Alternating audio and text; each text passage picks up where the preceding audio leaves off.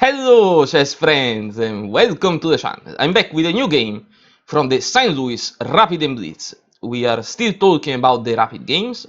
Magnus Carlsen and Wesley So are the most consistent players in the first 2 days of rapid play, and I chose for you a very nice game, Carlsen versus Aronian, played in round 4.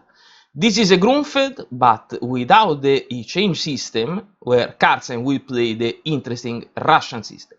Let's get started.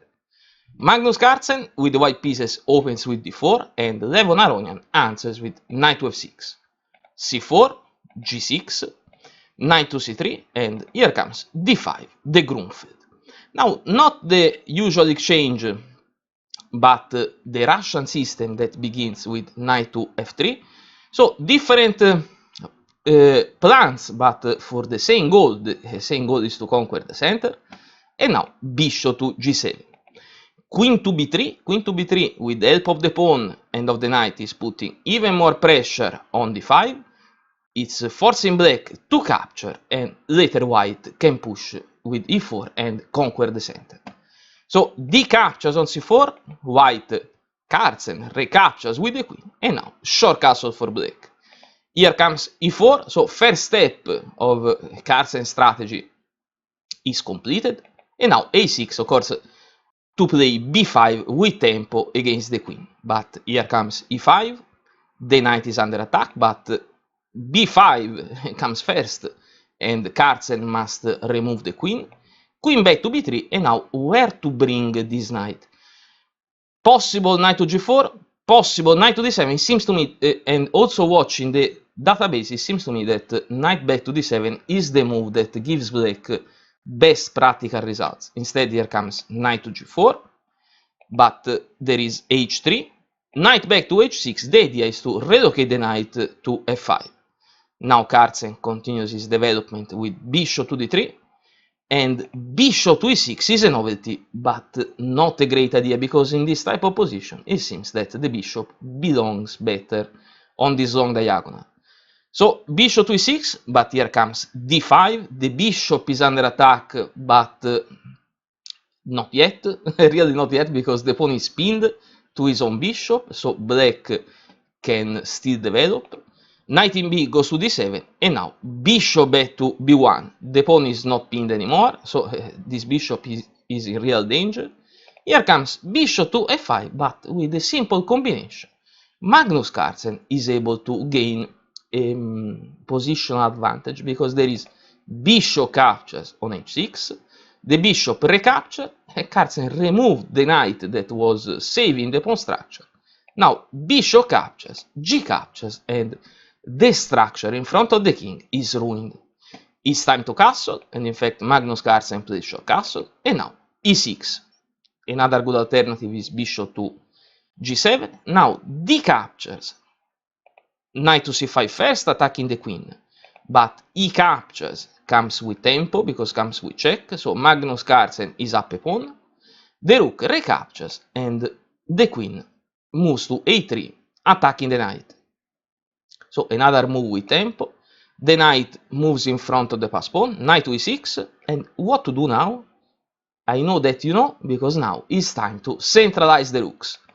Rook in a goes to d1 with tempo, another tempo move attacking the queen, queen to f8, and now queen to b3, attacking this unprotected knight again. The second rook comes to e8, but notice the difference, the activity of the pieces versus the black pieces that are just defending, and the knight jump to d5.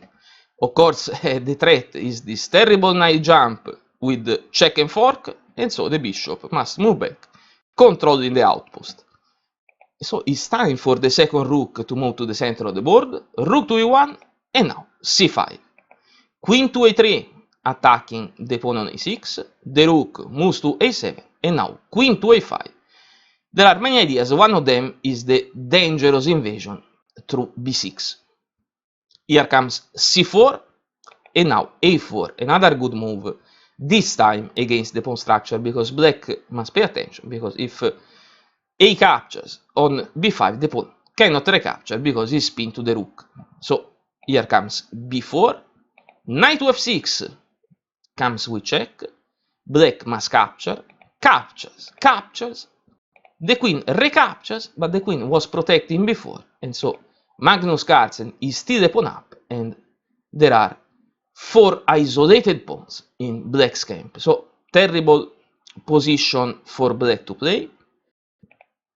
Now the rook moves to the semi-open file, rook to g7, also watching the white king, queen capture on c4, Carlsen is 2 pawns up, and the queen is pinning the knight to the king, so the king moves to h8 and pins the knight, but Carlsen repin, don't know if this term can be used, but pins again the knight, this time to the queen. So what to do? The position is desperate. Aronian goes for the second rook to g8. Now, of course, the threat is to capture on g2 we check. Most precise move is to play g3, but also the move that Carlsen will play is a winning move, because the rook captures the knight with tempo, so Carlsen is now also a piece up, not with tempo, but attacking the queen. Of course, now the capture we check gains the tempo. Rook capture on g2 we check, but the king simply moves to f1. There is the knight that is controlling the g1 square. The queen is under attack. Levon captures with the queen on b2, threatening checkmating one. But what to do now? Because Carlsen is a piece up. If you change the queens, it's game over. Here comes queen to d4 we check, protected by the rook. Check and fork. And in this position, Aronian resigns because this is a smart simplification. And of course, black must change the queens, and after that, Carlsen will win the game a piece up. So, of course, Aronian resigned. So everything seems so easy for Carlsen that with Wesley So is the player who is playing better in the first 2 days of rapid play. I have other beautiful games to show you. I'm very sorry because these days I have really little time selling and buying these houses, but I did my job. I have many good games to show you, also other 2 Carlsen's games that are beautiful. And so don't forget to like the video and to subscribe to the channel, and we will meet tomorrow with new games. Goodbye!